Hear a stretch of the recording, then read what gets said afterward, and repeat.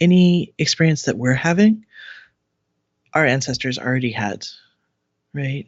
Like 1,000 times. Hello, friends, and welcome to the Medicine Stories podcast, where we are remembering what it is to be human upon the earth, dropping the cultural lies that keep us disconnected and disempowered, and moving closer into kinship with the earth, the ancestors, and our deep selves, so that we can live lives of connection, healing, and empowerment. If you believe that story is medicine, magic is real, and healing is open-ended and endless, then you found your people. I'm herbalist Amber Magnolia Hill, and I'm here to remind you with every episode that earth wisdom and ancestral connection are your birthright. This knowledge is in your bones, and you came into your body carrying your own unique medicine. This is episode 46, and today I'm sharing my interview with Dr. Pavini Moray. Pavini is the host of the Bespoken Bones podcast, Ancestors at the Crossroads of Sex, Magic, and Science. So I'm hoping that that sentence makes you want to check out the podcast, because you should. Among the many things we talk about today are engaging trauma as an alternate state of consciousness in which deep healing can happen and potent gifts can come forth, trancestral healing and the blessings and the powerful magic of complex gender, how we're living in a sexually traumatic culture, coming back into sexual wholeness, and this really brilliant reframing for me that sexual liberation is not a state we permanently get to, some sort of future nirvana where we're free, but is a path and a process and a practice. So before we get into all that, a quick listener spotlight. This iTunes review is from Lauren G23. It's titled Rich and Vital Conversations. Medicine Stories is a must-listen for anyone who is walking the path of recovering their ancestral roots and learning to live with reverence for their lineage and in support of personal and collective healing. Every guest has shared insights that have deepened my own practice of ancestral remembrance and wholehearted living. This podcast is deep and potent medicine. Thank you so much, Lauren. Thank you, everyone who leaves an iTunes review. They're wonderful. They're helpful. They feed my soul. Another way you can support the podcast is to subscribe, of course. Super easy. Wherever you're listening right now, just subscribe. And then every week when a new show comes out, boom, it's right there for you. You can also take a screenshot on your phone while you're listening and share it in Instagram stories. I love looking at those, and I try to repost them as often as I can without totally spamming my followers, and whenever I see them, which is not always because I'm trying to spend less time on Instagram, while at the same time doing more videos on Instagram, because that's been really fun. I love IGTV. They've really made it so user-friendly. I love watching other people's videos. It's so fun when it's someone that you've followed and known through their still images and their words for so long, and then suddenly you're seeing their face and hearing their voice and watching the words come out of their mouth, syncing the face and voice up. I really am loving it. So I just got to tell you real quick what I'm drinking right now, because what I'm drinking right now is lilac water. And I wanted to get this out there for anyone who has access to lilacs right now. We are so blessed to have 4 lilac trees on our property, including one right outside our front door. So during this glorious week or two every spring, we get to smell the incredible scent whenever we walk outside. And the other day on Instagram, I saw a post from Plant Makeup. So just check out Plant Makeup's feed. She does so much awesome stuff and great products. But she had this post about making lilac water, and it's so simple. It's like all herbal medicine. It's so simple. So don't overthink it. Take a half gallon, or if you only have a quart or a pint or whatever, do that. But with a half gallon jar, I picked 3 bundles of lilacs, just, cut them off right at the stem, left the stem intact, put them in the jar, filled it all the way up to the top, put the lid on, and put it in the fridge. And I did about 24 hours. You could do less, you could probably do a little more.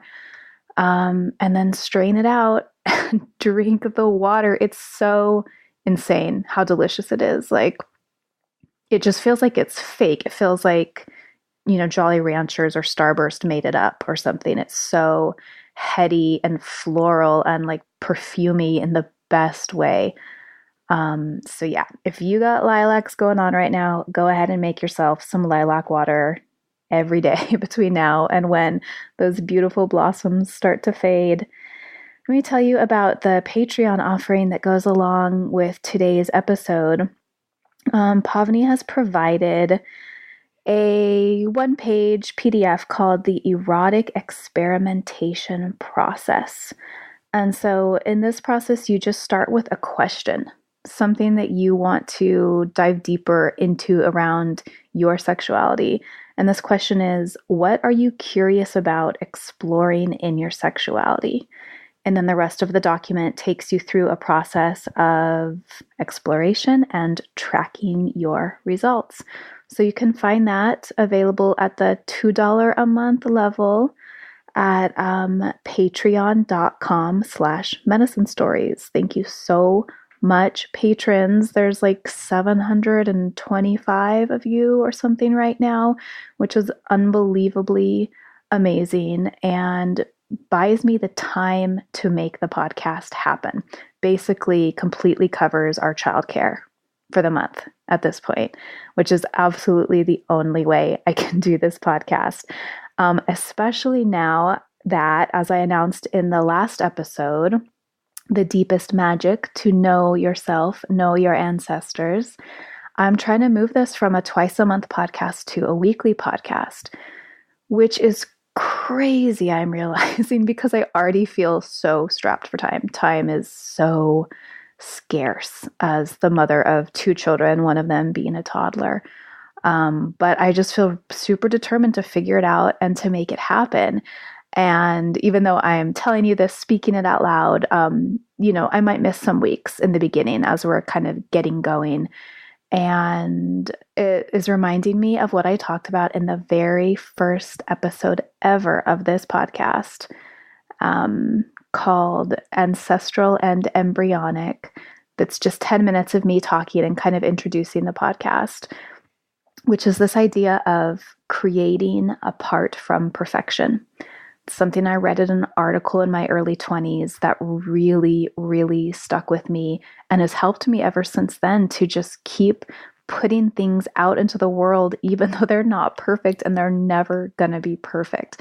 This podcast is never going to be those super clean and polished and spectacularly edited podcasts that I love so much. It's just not, that's not me. I don't have that time. I don't even really want that. But I do want to keep doing what I've been doing and what's been working so well for my beautiful, wonderful listeners. And I want to do it more often, and it's not going to be perfect. And thank you so much for sticking with me through all of that. And I really hope that it's inspiring to others to create apart from perfection. Okay, before we get into it, also, I want to remind you that there's still time to sign up for Dr. Daniel Foer's Practical Animism online course. I interviewed Daniel 2 episodes ago now. Daniel has been a teacher of Pavini's. As we talk about a little bit at the end, I met Pavini doing an ancestral lineage healing intensive through the ancestral medicine framework, which was created by Daniel.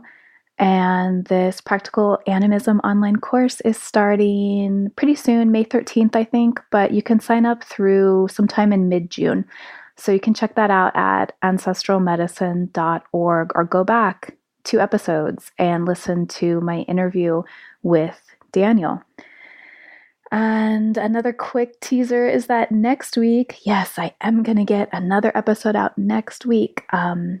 The episode is going to be all about rose medicine and working with the soft and sweet and strong and sacred medicine of roses. So, Dr. Pavini Moray is a somatic sex therapist in private practice in San Francisco.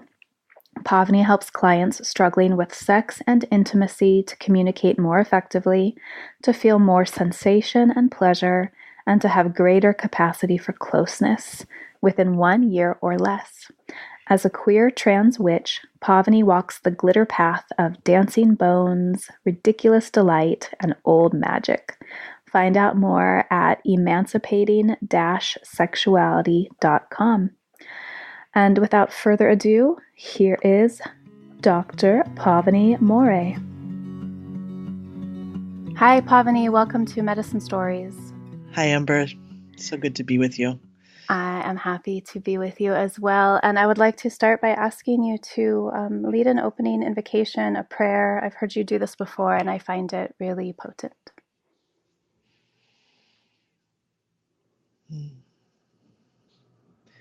Well ones and bright ones, all of the benevolent and kind and loving powers that support me and support Amber and support all of those who are listening to this. Welcome. It's a gift to have the breath in these bodies today. It's a gift to be your children and to be humbly in service to goodness.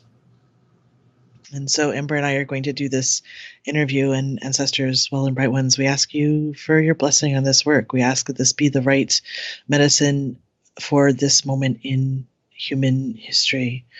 We ask for the words to be easy. We ask for what comes through to be clear and useful for everyone involved, and that the healing moves out in concentric circles so that many, many, many are touched by this and move forward on their personal paths of healing. Be close, sweet ones. Blessed be. Thank you. And hearing your words, I'm wondering, are you someone who has always been comfortable offering prayers in public? No. I'm from Cleveland. We do not pray out loud. We don't hug when we meet. This is like some California woo stuff. No, it's vulnerable. It's definitely vulnerable to pray out loud. The more I do it, the easier it gets, and the more I see the need for it, like how putting things inside of a prayer container is really useful, because then you can trust. Like, you don't have that terrible backlash of, oh my God, did I say that? Why did I say that? It's just like, oh, I put it in the prayer container. And so like what came through is what needed to come through. And so there's a lot of, I don't know, I find that soothing and supportive. Yeah, I ask because it's something I would like to be working on myself. I always light some angelica root or juniper branches and do my own prayer before I get on a call. But I know that you do it at the beginning of the call for your podcast. And I've just been, ever since hearing that on your show, been thinking, oh, could I get to that point? I'd like to be that person. And I want to ask you about the name of your podcast. How did you come up with this name, Bespoken Bones? What does it mean? Yeah, my ancestors gave it to me, actually. And bespoke, I didn't, how you learn a word and then you start seeing it everywhere? Mm-hmm. And I learned the word bespoke a few years ago, like right before my podcast started. And I just thought it was the most amazing word. And it's funny because it's bespoke. What it means is made to fit, like custom ordered, right? And it doesn't sound anything like the word, right? Like bespoke. It sounds right. like be spoken, like say it out loud. Yeah. And so then when I was trying to figure out a name, I don't know, you probably have this experience too of that naming is a really magical process. And often things come through in dreams or in that kind of liminal space right when you're waking up. And so that's when it came through, Bespoken Bones. And it was kind of like a play on words of, made to fit bones and like bespoken bones. Like, hey, ancestors, like I'm making a podcast so you can have some airtime. And I don't know, it was just it was playful, and I can't really take the credit for it, but I do love it. I'm always a fan of alliteration. Totally. And I found you through iTunes podcast suggesting you might like this one, and I was immediately drawn to the name and to your logo. Actually, I want to ask about that too. It's a raven and a rose. Is that right? A Yeah. rose? A raven, a rose, Yeah, and a bone. and Yeah. a bone. Yeah. Mhm. Are those meaningful symbols for you? Yeah, I mean, those are symbols from the raven and the rose are symbols from my lineages, my maternal lineages. And the artwork was done by Derek Lizzaponi, who's a lovely, talented graphic design artist and massage therapist and just all around general amazeballs human. And you know the deck, the Collective Tarot. Have you seen that deck? No, I don't think so. It's a beautiful tarot deck that was designed many years ago by a collective of four different artists. Each one took a suit, and I really loved the bone suit. And so which is Earth, Pentacles. And so we looked at images from that, and I was like, yeah, I want something like that for Bespoken Bones. And so Derek designed it. And we did a trade for ancestral work, as I recall. So it was sweet. It's fun creating things, isn't it? So you grew up in Cleveland, and I know you were a Montessori teacher for a time. And I'm Yes. wondering how your life unfolded to a place where sexual liberation and wellness became the focus. Hmm. Yeah, I'm still a Montessori teacher. Oh, you are. Well, I feel like it's a calling, it's a vocation, and so it's like once you're a Montessori teacher, you're kind of always a Montessori teacher, and so all of the teaching that I do a lot of teaching, and it's all informed by Montessori principles and of really meeting people exactly where they are, and this beautiful guiding principle of not knowing what someone needs to know, right? Like there's this like complete, that whole expert paradigm. It drives me nuts. But there's that, it's the absence of that of like, oh, I'm not an expert. Like you're the expert in you, and I'm just here to support you and to put my resources and everything I have behind you and support you on your path of liberation. And so, yeah, I just feel like the Montessori principles are so potent in every aspect of my teaching. So how did it move from Montessori elementary teacher to sexuality professional? I was exploring my own sexuality, and I started to lead masturbation circles, which at the time was like so shocking, like, oh my gosh. And it still probably is to a lot of folks, but to me it was like, oh my God, I couldn't possibly masturbate in public and do that with other people. And then I was like just suddenly doing it. And it was very liberating. And so I started to do more and more of that. And it just became clear that like there was something there of how to practice communal liberation through eroticism. And as these things do, my work shifted. I actually got fired from my job. I wrote a book called Putting the Edge in Education, an Anarchist Cookbook for Teachers. And it was really an exploration of my own, of like, how do you become a radical educator? How do you really radicalize your teaching and put students first? And so, that combined with authority issues didn't make me a particularly good employee. And so I got fired. And then it was like, okay, well, now what? And so I sat with that question, and sex just kept coming up of like, okay, do something with sexuality. And it was like, oh, like that's not a thing that I get to do. I don't get to be that person. I remember being at a retreat, and there was somebody who was doing sexuality work professionally, was leading workshops and stuff like that. And I was so mad at them. I was so mad at that person. I was like, just kind of seething and just so jealous. Like, why do you get to do that and I don't? And it just was a huge process of giving myself permission. And I had, great role models for that. Captain Snowden was one of them.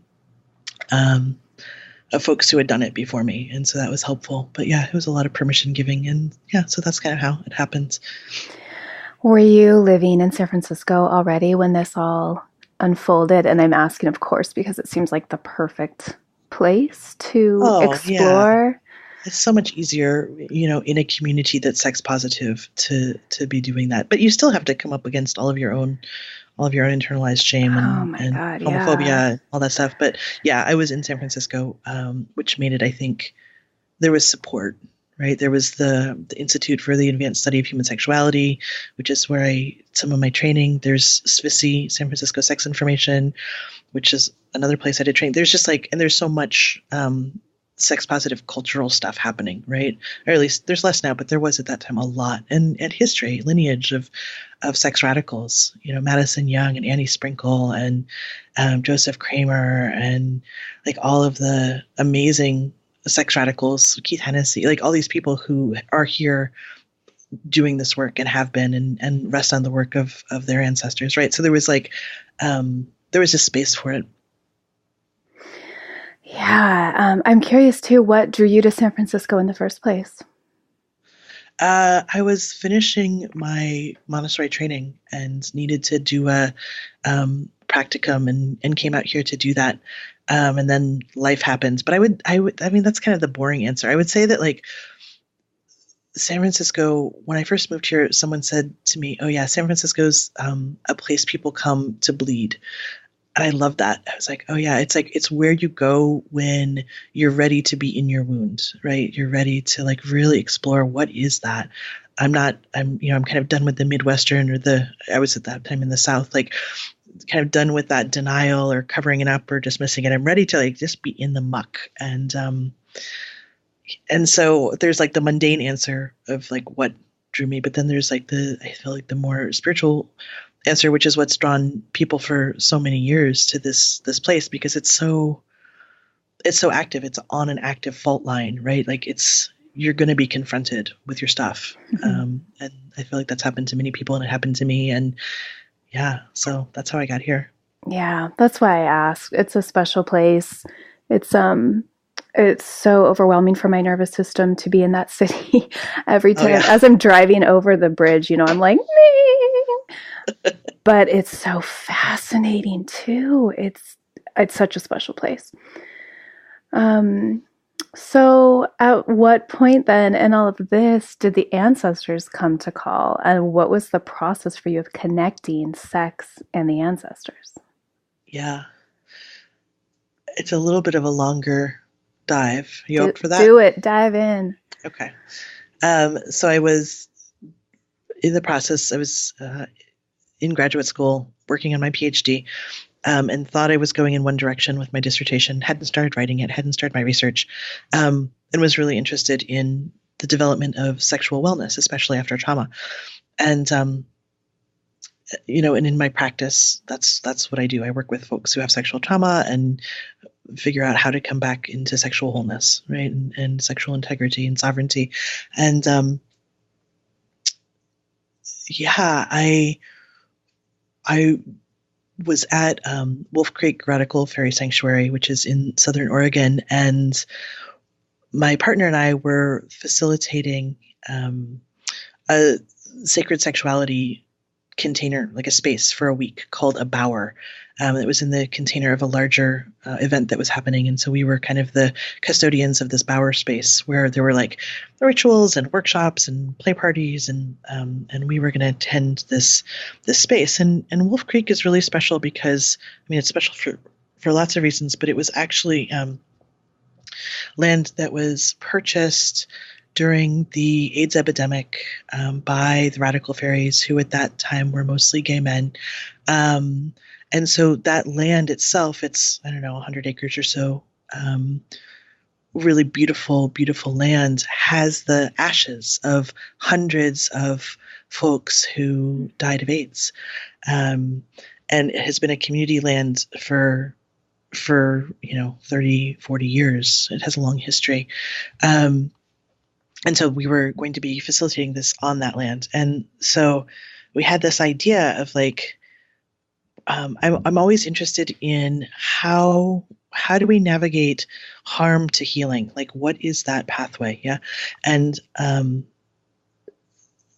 just in the nature, it's a very sexualized space. And so just in the nature of sexualized spaces, right, like sexual harm occurs, whether we intentionally want that or not. I mean, I don't think anybody ever wants that, but like it happens. And so my sense was that there were a number of spirits, ghosts, people who had died, who might be interested in doing a project together, which would be to create this power space and have them on the spirit realm kind of hold the perimeter as an act of atonement, of like, okay, like maybe during my life I caused sexual harm, and that kind of sucks, being dead, because it's like it hasn't been resolved yet, and I want to resolve it. And so we had this idea that like we would engage with the spirits, and of course we have no idea what the fuck we're doing, right? We're just like making this up as we go along. We have this idea that we'll engage with the spirits and that they'll hold the container, we'll hold the container, they'll hold the container, and that will be some kind of atonement for them. And we're going to do this in a really boundaried way.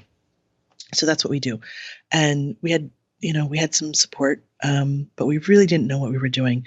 And it luckily worked. I would never do that now. Like, knowing what I know now, like I would never work with the unwell dead and ask them to help hold a container. But, we were lucky, and it worked out.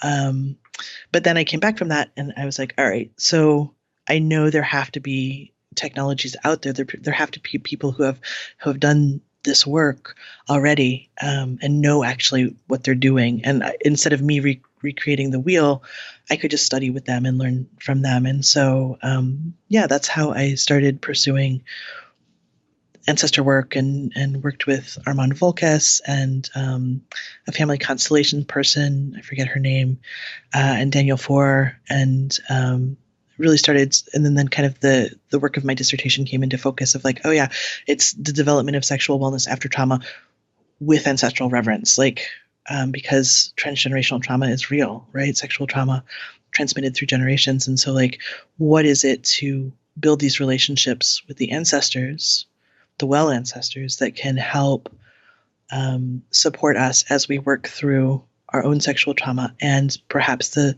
sexual trauma of those who came before us. And this was like, it was showing up in my practice all the time. People were having, they were being like, yeah, I don't think I had any sexual trauma, but I know my mom did. And I feel like I kind of have it in me and it's impacting my relationships. And so it was like, I was curious about what were these ways of working that were safe and effective, that could help support the development of sexual wellness. So that's kind of how I came into the ancestor stuff. It was roundabout. It wasn't a direct route, but there you go. I love that story. I love that you're on the land with the bones in the form of ashes of these folks who had died decades ago, and that this was like the inspiration for you to move into this work in a way. That's really beautiful. I'm hearing these words that you've used a couple times, the unwell dead, and then the bright ones and the well ones. What is the differentiation there, and why is that important? Yeah, in the way that I work, it's super important. Like, just like you discern in the living between like who you trust, who you just kind of innately don't trust, right? Your spidey senses are like, oh, I don't know about that person. It's because there's degrees of wellness, right? And by wellness, I don't mean health. I don't mean healthy. I don't mean some empirical hierarchical structure that's imposed from without. It's really like, how kind are you? How loving are you? How well do you self-reflect? How well do you do your work? How well are you relationally, right? That's what I mean. Not like, are you healthy? Like that. Does that make sense? That difference? Mm-hmm. Yeah. Like the people that you can trust because they're not going to stab you in the back, because they're trustworthy, because they're, I think kind is really the best word. And so, we all know people that in varying degrees of wellness. I mean, some folks are, actively dealing with their addictions, and that's a certain level of wellness or unwellness. And so just like with the living, it's like that with the dead too. Um, the kind of my worldview is that there is, after you die, there's a process that your spirit goes through, um, that you don't just become a well ancestor like just because you died, right? That like you might die and you're just dead, like you just don't have a body anymore. And so there that ancestralization process happens or doesn't happen. And working making the decision to work with the dead who are really well in spirit, who aren't ghosts, who aren't malevolent, who aren't toxic, who aren't jerks, means that it's just like you're surrounding yourself with living humans who are going to be like nurturing and supporting and awesome. Like I want my dead community to be like that too, right? And so and it's not a point of differentiation that all ancestral healing methodologies make, or all cultures make, but some do. And for me, it's been really important to be able to discern that, because like there's just like that thing of, I don't know if this ever happens to you, Amber, like obligation, like it's Christmas and you're supposed to go home and be with your family, right? That's like everybody's like, oh God, right? That sense of obligation. And so that can happen with the dead, like, oh God, they're my dead family. I have to be in relationship with them. But like really it's not necessarily useful unless there is a degree of wellness and of kindness that's present. It's just detrimental and drags everybody down. So it's kind of like that. Does that answer the question? Yeah, it does. Um, what is trancestral healing? Well, it's the name of my practice that I do most of my ancestor work in. So, Trancestors, like we have dead of blood, right? And then we have dead of heart, or dead of lineage, or dead of spiritual tradition, like the mighty dead, or your teachers, or those who have passed on who you maybe weren't related to by blood, but who are your ancestors. Like Maria Montessori is definitely one of my ancestors, right? So, we have this really intense gender binary that everyone that's born gets categorized into, but that's not the experience of many people as they live their lives, of like, oh, I fit fully in this one category or fully in this other category, right? Of gender binary. And it's true of our ancestors too. Like any experience that we're having, our ancestors already had, right? Like 1,000 times. And so for me, widening the frame on welcoming in those ancestors who, during their lives, experienced the blessings of gender, of complex gender. Welcoming in those who I know by name, like Marsha P. Johnson and Sylvia Rivera and Leslie Feinberg, Lou Sullivan, welcoming in those ones, as well as welcoming the ones in my own bloodlines who had complex experiences of gender, right? And so when I think about Trancestors, that's who I'm thinking about. And it's not language; it's just language I made up. They wouldn't have necessarily, right? They wouldn't have necessarily used that language. But I think it's also about like I think that the gender binary is a violence, and it's a false binary. And so when I talk about trancestral healing, it's also about that, about being able to have a more inclusive, just a more inclusive way of like being in our bodies, where we're not just being all one thing or all another thing. If like we get to be the entirety of our human experience, and that is going to be above and beyond any checkbox that we could tick on a form. Yeah. I can imagine it's very comforting for people to connect with these Trancestors. Yeah, I mean, I think especially for folks who are dealing with their own gender complexity, it's like a relief, right? To be like, oh, right, like, because it can be so alienating from biological family. Not for everybody. And I think it's changing a lot, but many folks who are gender diverse, gender blessed, trans, gender non-binary, gender queer, two-spirit, like all these words that we use, many of those folks have really challenged relationships with blood family because of those blessings, right? Because of transphobia. And so being able to plug in to a lineage of like that these things are actually blessings, right? That they are the liminal spaces, they are the ritualists, they are the magicians, they are the shapeshifters. Like these are blessings, powerful, powerful blessings that have been demonized, right? But like the reclamation of those spaces of like, oh, this is a powerful magic that I have in my body, and that there's like others, and so like it's just a relief, yeah, to like not be alone, to belong to something. I hear you use such positive language around it, and I don't think you're being Pollyanna-ish at all. By taking what trauma some folks have experienced and reframing it as a blessing.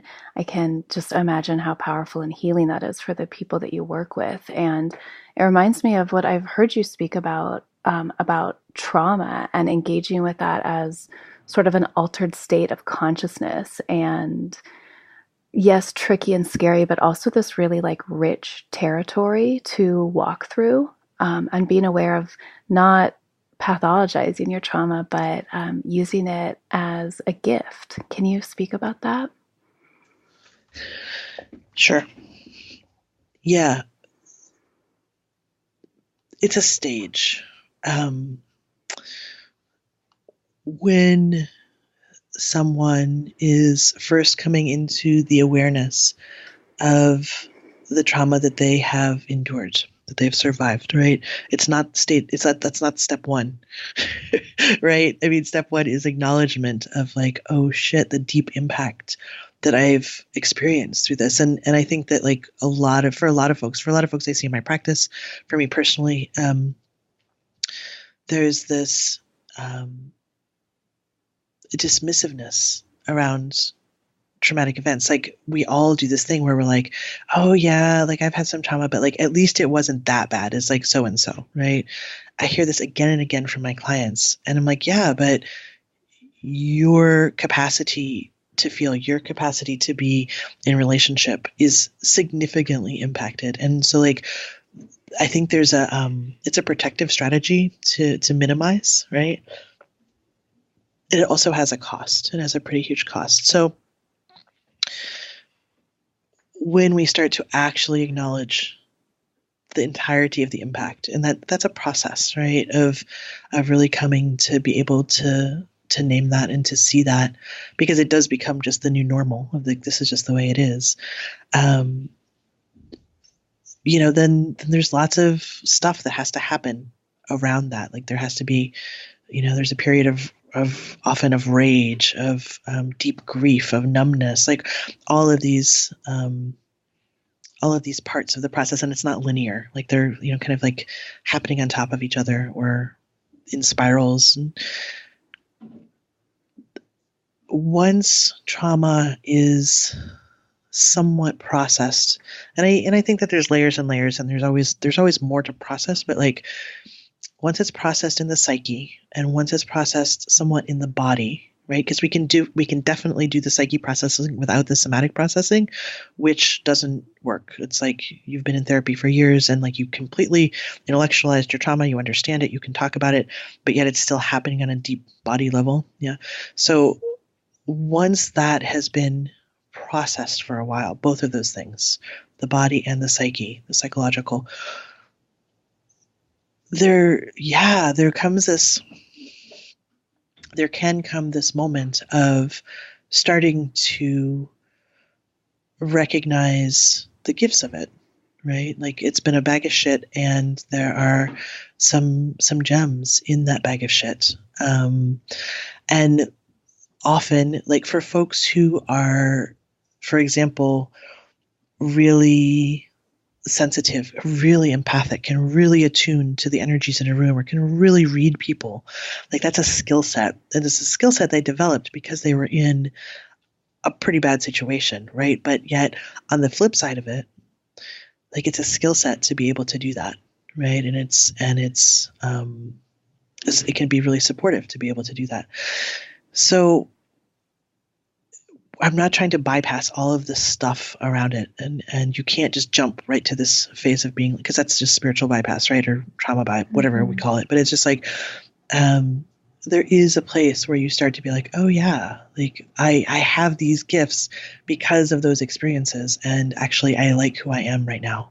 I like who I am, and I feel like that's a really pivotal moment in healing, when you start to say that, because it's like the anger is less, and the blame is less, and the self-blame is less, and it's just like, oh, like, I just see that was part of how I got to here. And would I choose that? No.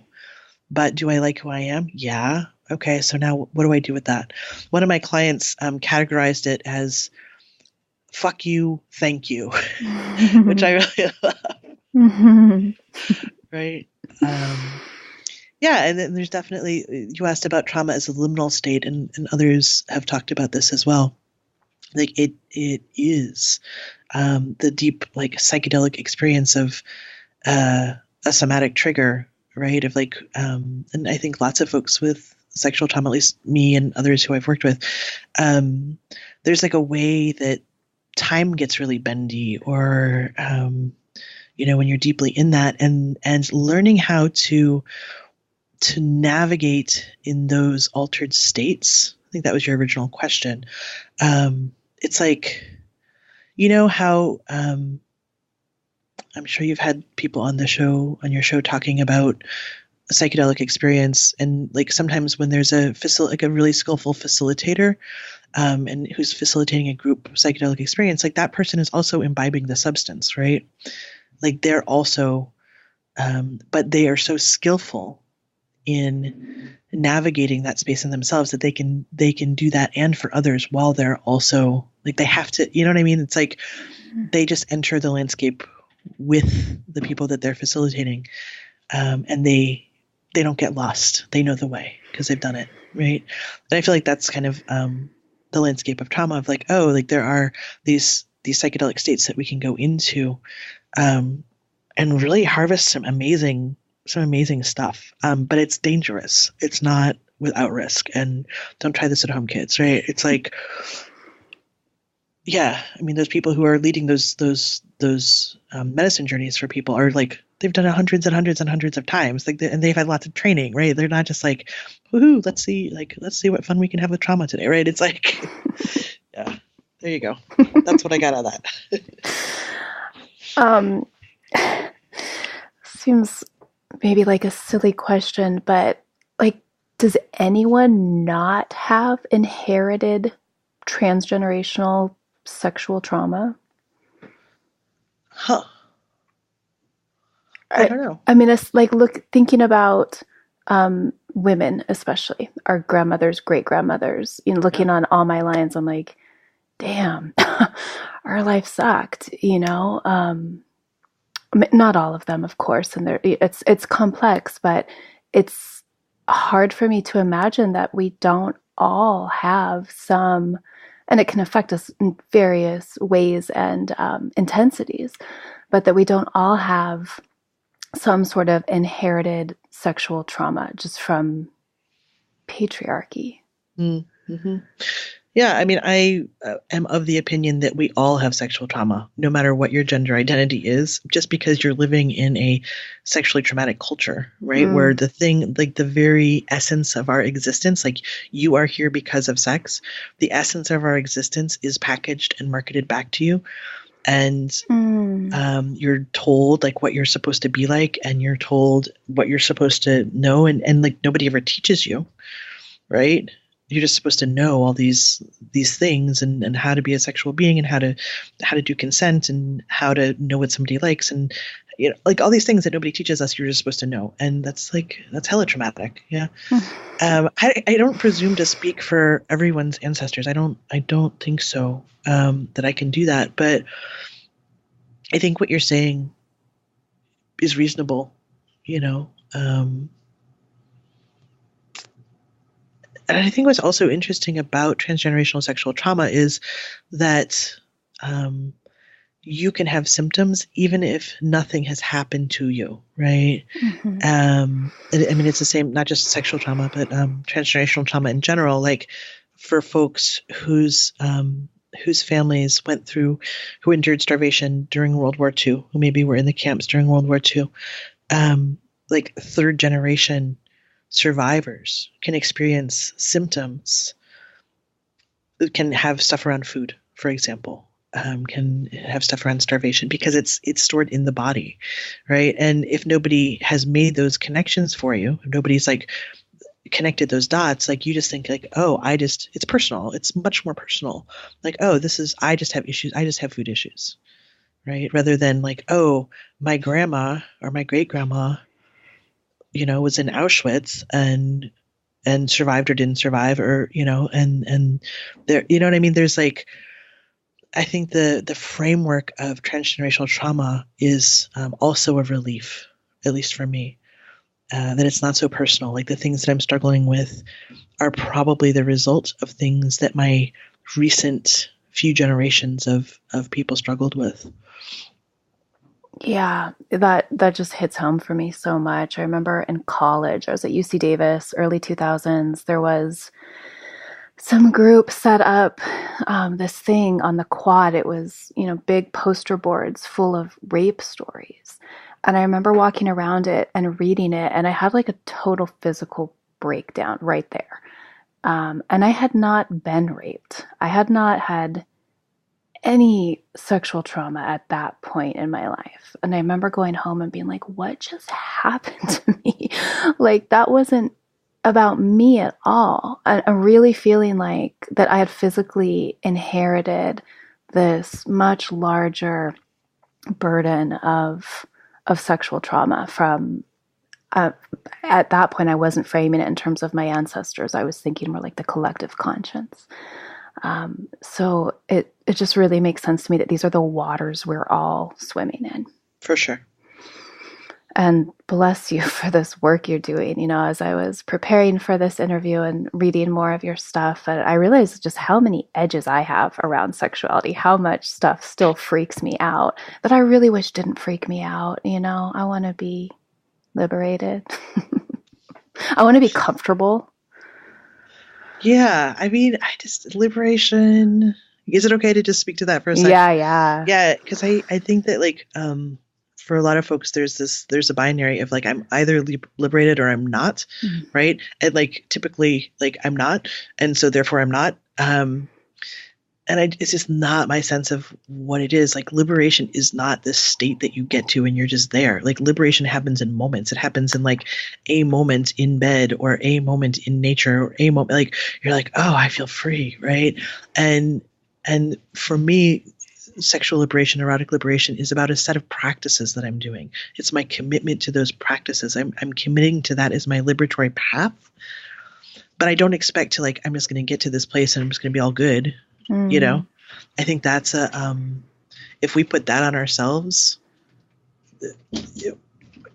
it's in service to that broken narrative, right? Like, oh, like I somehow just can't reach sexual liberation and stay there. So therefore I guess I'm just so broken, right? I'm just like, oh God, like that's such a boring narrative. Like, no. Oh, that's so helpful. Thank you. It's hard to talk about sex. Gosh, it's so like the waters are so muddied. You recently put a survey out to your friends based on a talk you were going to give, I think, about bringing your whole self to your relationship. And over 60% of the people who responded to your survey said that they don't feel as if they can bring their whole selves to their relationship in a way that is authentic, vulnerable, and welcomed. Yeah. What is going on here, and how are you addressing this in your work? Yeah. I found that shocking.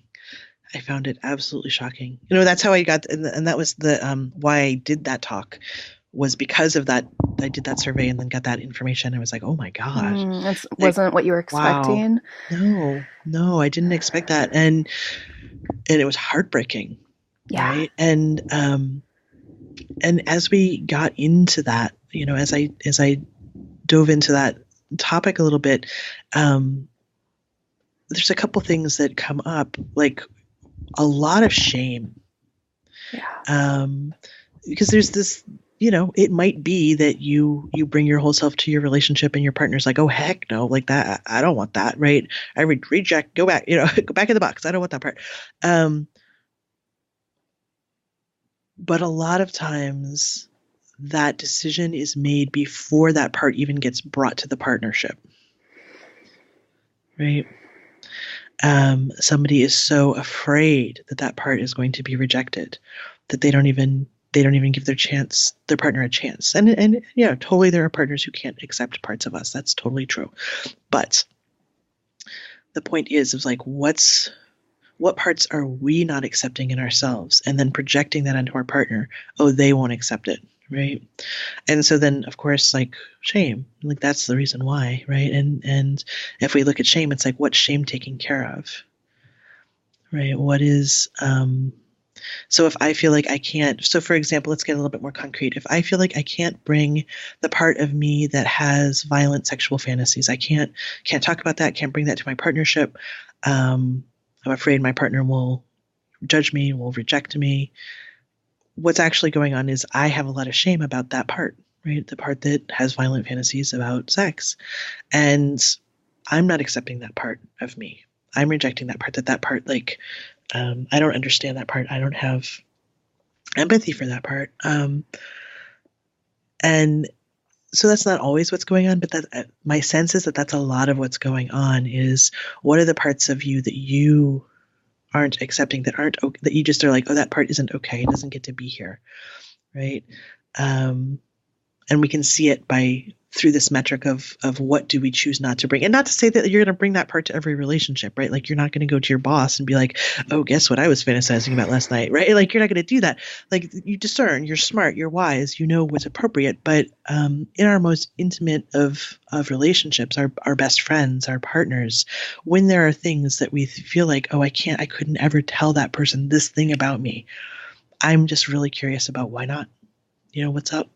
And is that, am I taking care of myself in a particular way, you know, or am I dismissing a part of myself, or disaccepting? I don't think that's a word, but, you know, dissing a part of myself in that. Yeah, does that make sense? Oh yeah, and I think too, especially when it comes to sex, how many of that 60% are being held back by just body shame, Oh, right. Yeah, there's that piece too. by just Yeah. not being uncomfortable with the body they were given in this lifetime.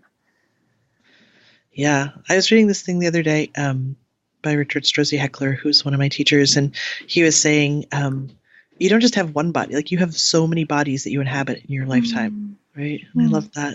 But yeah, you're right. You're totally right. Like, body shame and not feeling comfortable, and yeah. I Yeah. remember I remember when I was female identified, I asked my partner, who's a cis male at the time. I mean, he's still a cis male, he's just not my partner anymore. But I was like, hey, do you ever suck your stomach in? And he was like, why would I do that? Oh man. Yeah, that hits close to home. um, I really, really like what you just said. That guy that you're speaking of, that we have so many different bodies through our lifetimes. Um, that feels really helpful to me. And yeah, I mean, I just zeroed in on the body shame thing because that's my biggest issue in sex right now, and it has everything to do with having my second child and still being like, what is this new body? This isn't me. And of course, it is me. And different version of you. yeah, it's a new version of me.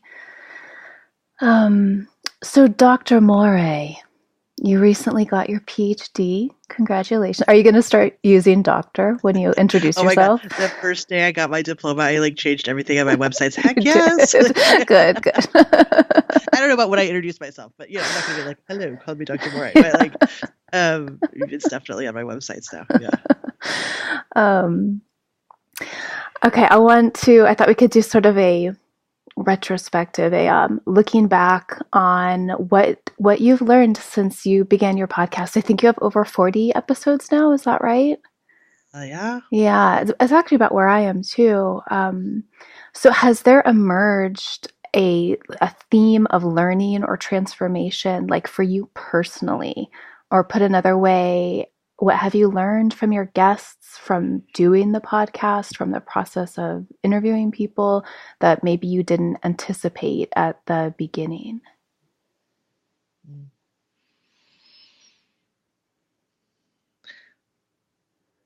First, I want to say that having the privilege of interviewing people and asking them whatever you personally want to know is tremendous. That I get an hour of these people's time uninterrupted, and I get to ask them anything I want. And I often have the image of I'm sitting at your feet listening, right? Especially with some of the elders that I've interviewed. Like I just feel this sense of like, oh, this is a lineage transmission that I'm receiving, and so there's a lot of I feel really humble.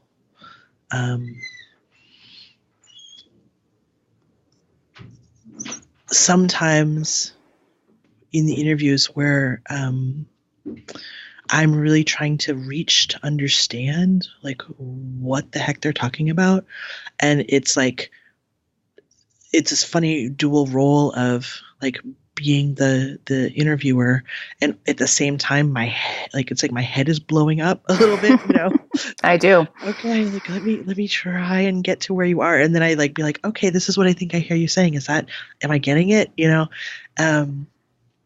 I love that, and it's also like, I mean they're pre-recorded, but I don't do a lot of editing, right? So it's also like happening on the fly. Like I'm having to like learn and expand my understanding on the fly, and it's going to be public. I think it would be even more intense if it was live, but I really don't edit that stuff out. And so that's also humbling, right? And there's been moments where I like have stumbled or, I say something that I'm like, oh God, that was a dick thing to say. Or like, God, that just really shows my lack of awareness around, like there was in one interview, like my lack of awareness around disability justice. And then like the shame spiral hits. And then I'm like still in the interview and like, that's all happening, Mm-hmm.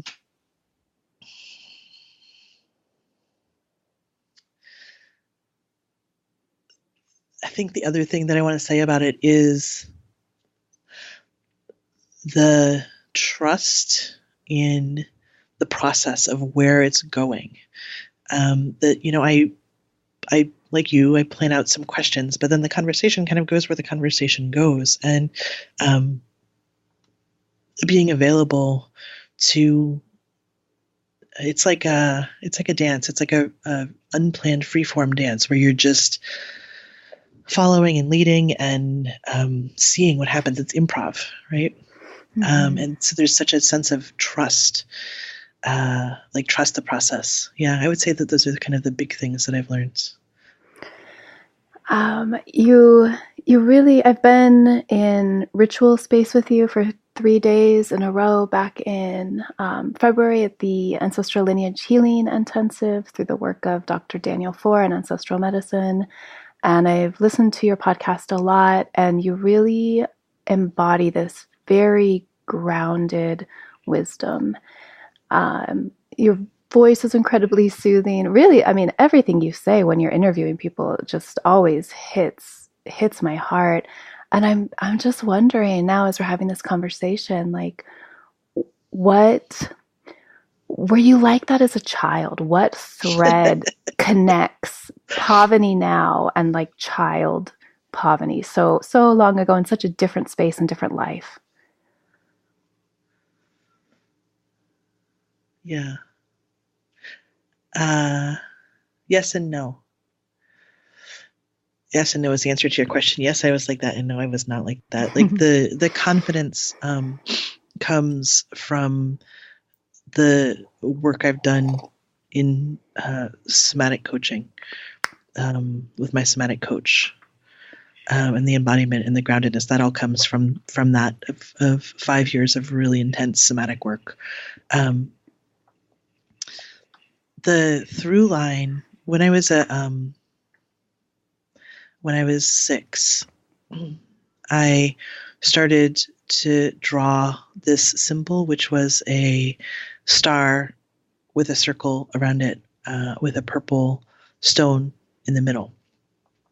And I drew it hundreds and hundreds and hundreds of times. And then for my 7th birthday, my mom's partner had it made into a necklace for me, which I have, and it has been a precious thing throughout my life. And obviously, I grew up in the Midwest. I grew up Methodist. We were not witchy at all, and so, but like that, and I was probably like 18 or so when I realized what that symbol was, and started to come into my witchiness, and it was just like, oh, that's weird, right? And I feel like that's been the touchstone of like, that's been the thing that I can hold in my hand and be like, you have always been magic. You have always been connected with spirit. I mean, we all have, right? But like, I'm lucky that I have this thing that I can hold in my hand that reminds me of that. That like all of the hard stuff, like through all of the hard stuff, which was happening before that and after that, like there is this through line of selfhood, and I luckily have this thing that reminds me of that. Yeah. That's sweet. Okay, Pavini, tell the good people where they can find you and things you may have coming up. Sure. I have a zillion websites. The sex one is emancipating-sexuality.com. You already talked about the trancestralhealing.com one. My podcast is Bespoken Bones. We mentioned that. Yeah. I always have lots of stuff coming up. I think just like, I'm involved in like 10,000 projects. So just check it out. Check out my websites and there'll be information there about the stuff that I'm doing. And I guess I also just want to issue this invitation of like, be in touch. I feel like this stuff is stirring. And it's good work, and I always welcome hearing from folks of like where they are in their journey or what their questions are, what they're up to, or like a lot of the guests in my podcast are because people are like, hey, could you interview this person? I'm like, yeah, sure. So just really wanting that. I love that communication, so just inviting people into that. Okay, thanks so much for talking to me today, Pavini. Oh, such a blessing, Amber. Thank you. Thanks for your show, and thanks for your good work in the world. I respect the hell out of you. Oh, gosh, thank you. Likewise. Thank you for taking these medicine stories in. I hope they inspire you to keep walking the mythic path of your own unfolding self. I love sharing information and will always put any relevant links in the show notes. You can find past episodes, my blog, and our handmade herbal medicines at mythicmedicine.love. We've got reishi, lion's mane, elderberry, mugwort, yarrow, redwood, body oils, an amazing sleep medicine, heart medicine, earth essences, so much more than I can list there. mythicmedicine.love. While you're there, check out my quiz, Which Healing Herb is Your Spirit Medicine? It's fun and lighthearted, but the results are really in-depth and designed to bring you into closer alignment with both the medicine that you're in need of and the medicine that you already carry and can bring to others. If you love the show, please consider supporting it at patreon.com/medicine stories. It is so worth your while. There are dozens and dozens of killer rewards there, and I've been told by many folks that it's the best Patreon out there. We've got ebooks, downloadable PDFs, bonus interviews, guided meditations, giveaways, resource guides, links to online learning, and behind the scenes stuff, and just so much more. The best of it is available at the $2 a month level. Thank you. And please subscribe on whichever app you use. Just click that little subscribe button and review on iTunes. It's so helpful. And if you do that, you just may be featured in a listener spotlight in the future. The music that opens the show is by Marie Sioux. That's MarieeSiaux from her beautiful song, Wild Eyes. Thank you, Marie. And thanks to you all. I look forward to next time.